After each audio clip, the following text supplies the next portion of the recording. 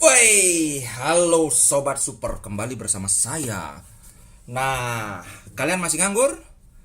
Salah satu pekerjaan yang bisa kalian lirik adalah kerja di kapal pesiar. Nanti posisinya itu ada macem-macem. Tapi kali ini saya tidak akan membahas tentang itu. Yang saya bahas adalah, karena tempo hari banyak yang nanya, bagaimana caranya supaya bisa kerja di kapal pesiar.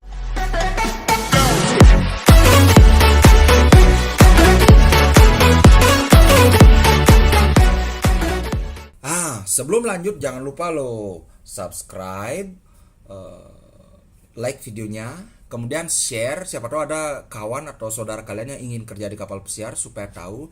Nanti kalian kalau ada pertanyaan-pertanyaan tinggal tulis saja di kolom komen. Saya akan jawab lagi karena mungkin ada yang bagian-bagian yang tidak sempat saya bahas di video ini. Saya pasti akan balas komen kalian. Oke? Langsung saja ya. Secara garis besar itu ada 3 cara. 1, 2, 3. Nah, yang pertama ini cara terutama kalau kalian baru lulus SMA atau SMK, kalian ikut namanya kursus atau training yang penempatannya di kapal pesiar. Itu banyak, itu kursus pasti diterima. Yang penting kalian pilih lembaga kursusnya, cari yang sudah kredibel, jangan yang abal-abal. Kalau kursus ini saya yakin aman, pasti diterima asalkan kalian nggak goblok-goblok banget. Nah, yang kedua, kalian bisa pergi ke agen penyalur kapal pesiar. Cari agen yang benar-benar kredibel. Agen yang kredibel itu banyak, kalian tinggal buka mata cari di Google. Salah satu beberapa yang saya tahu itu ada CTI. Kalau di Denpasar itu CTI itu ada di Denpasar, ada di Jogja, ada di Jakarta. Kalau yang di Denpasar itu di Renon, di Jalan Tukar Jinah namanya. Lihat aja di Google. Kemudian ada juga SBI, ada juga Ratu Oceania Raya, kemudian ada juga Meranti, dan lain-lain. Kalian cari saja sendiri. Nah, kalau kalian ke agen langsung ini, nanti kalian tinggal lihat lowongan yang ada apa, dan latar belakang pendidikan kalian apa, apakah kalian perhotelan, kalau perhotelan apakah F&B, ataukah housekeeping, ataukah kitchen, terserah. Nanti tinggal ditanya saja, jangan khawatir karena banyak orang yang apa sih istilahnya keburu takut duluan gitu loh. Serem, padahal mereka agen. Ini yang perlu kalian ketahui, mereka agen penyalur tenaga kerja. Mereka perlu kalian. Karena apa? Setiap orang yang dikirim untuk bekerja di kapal pesiar, mereka dapat fee dari kapal pesiarnya. Sekali lagi ingat, mereka butuh kalian. Kalian juga butuh mereka. Jangan salah, jangan nanti petendang-petendeng kesana. Itu simbiosis mutualisme lah.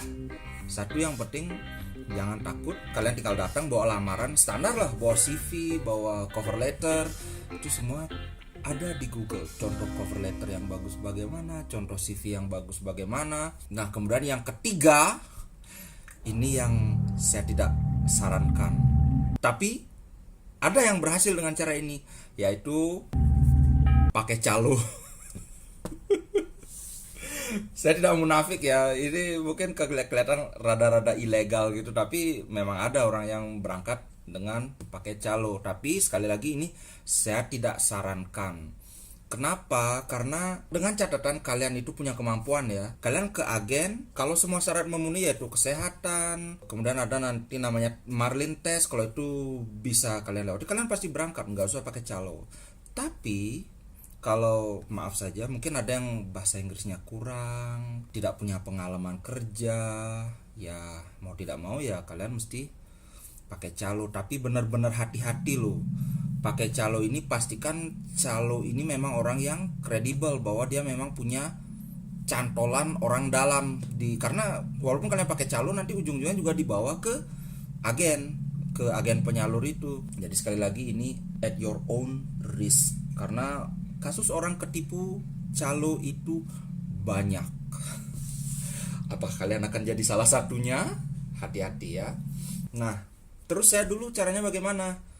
Saya akan cerita sedikit pengalaman saya, karena saya pakai cara campur. Kenapa campur? Begini ceritanya. Kakak saya punya teman, sahabat lah, sahabatan baik banget. Nah, dia kerja sudah di kapal pesiar, sudah posisinya udah bagus ke cabin steward. Kemudian dia punya teman yang kerja di agen kapal pesiar. Dia bilang, "Kadek, kamu kerja di kapal aja, nanti cari bapak ini, saya yang kontak." Sudah pasti diterima, apalagi kan saya memang lulusan bahasa Inggris. Oh, oh ya, oke deh. Nah, saya ke sana, saya kan berpikir, wah gampang dong, saya bawa seadanya aja, bawa cover letter, bawa CV. Karena kan sudah ada orang dalam kan, EK calo kan. Saya sampai di sana, malah diminta segala macam. Surat pengalaman kerja mana? Waduh, saya tidak pernah kerja di hotel loh. Wah, nanti saya salah ngomong, saya tidak diterima. Oh ya ya, ada. Kemudian saya serahkan dulu suratnya, saya pulang. Saya kontaklah ini saya kan, agen saya yang lain, yaitu bibi saya. Singkat kata, keluarlah surat sakti. Jadi ceritanya saya sudah pernah kerja di hotel 2 tahun. Jadi namanya surat sakti kan, pokoknya sudah ada pengalaman kerja 2 tahun. Saya datang lagi ke agen. Ini surat pengalaman kerja 2 tahun. Oh ya, kalau begitu besok langsung tes. Bisa kan, deg-degan juga kan, masa 1 hari langsung tes kan, agak-agak khawatir toh. Waduh, udah ada persiapan dong. Oh ya, tenang aja, nanti saya kasih tahu. Dia bilang dia mau ngasih tahu saya jawaban. Harga diri pak, saya lulusan bahasa Inggris S1 loh, sarjana bahasa Inggris. Mau tes nanti mau dikasih tahu jawaban. Gengsi saya terus. Oh enggak pak. Oh ya, besok saya tes. Oke. Nah besoknya saya tes. Nah benar, itu namanya Marlin Test. Marlin Test itu tes bahasa Inggris tapi khusus untuk penempatan penempatan sebagai pelaut. Tesnya itu nanti ada listening, ada speaking, ada reading, ada writing juga dikit. Dan satu yang kalian tidak usah khawatir, tesnya itu gampang. Bagaimana ya? Pokoknya tesnya tidak susah gitu loh. Kalau kalian bisa bahasa Inggris pasti bisa jawab. Nah itu, kemudian ya udah selesai tes, oh ya nanti dikabari. Nah satu lagi yang perlu kalian tahu, kalian kerja di kapal pesiar itu, kalian jangan kira sekarang lamar, sekarang lulus, sekitar seminggu atau 2 minggu kemudian kalian berangkat. Nih, saya dulu dari lulus interview segala macam itu 6 bulan kemudian baru berangkat. Bahkan ada teman saya yang berangkatnya baru 1 tahunan loh, 1 tahun lebih, serius. Jadi keep that in mind. Jangan kalian nanti pinjam uang terus bayar bulanan, wah saya udah mau berangkat ini. Jangan, itu berangkatnya itu lama karena menunggu ada lowongan. Nah ini yang paling penting. Jadi apa kuncinya supaya pasti diterima? Apakah pengalaman kerja? Menurut saya bukan, karena saya tidak punya pengalaman kerja apapun, buktinya saya diterima. Jadi ini pintar-pintar kalian aja mengakalin. Bagi saya kuncinya adalah satu, bahasa Inggris. Apalagi sekarang yang namanya era globalisasi ini ya, yang namanya bahasa Inggris itu mutlak perlu. Saya sarankan buat kalian, kuasailah bahasa Inggris. Minimal kalian bisa bicara bahasa Inggris. Nggak perlu bisa grammar segala macam, nulis paragraf, enggak. Yang penting kalian bisa berkomunikasi dengan bahasa Inggris. Kalau orang ngomong kalian ngerti, kalau kalian bicara orang juga ngerti. Itu kuncinya. Percaya pada saya, kalau kalian bahasa Inggris bagus, pasti diterima di kapal pesiar. Segala skill walaupun kalian bukan tamatan perhotelan, saya sendiri bukan tamatan perhotelan, percaya deh. Kalian ketika baru kerja itu kalian akan di training. Jadi namanya on the job training. Kalian langsung dikasih training, langsung dikasih gaji. Dan sorry, bukan saya meremehkan ya, kita mau kerja ke housekeeping itu kerjanya nyapu, ngepel. Siapa sih yang nggak bisa nyapu? Siapa sih yang nggak bisa ngepel?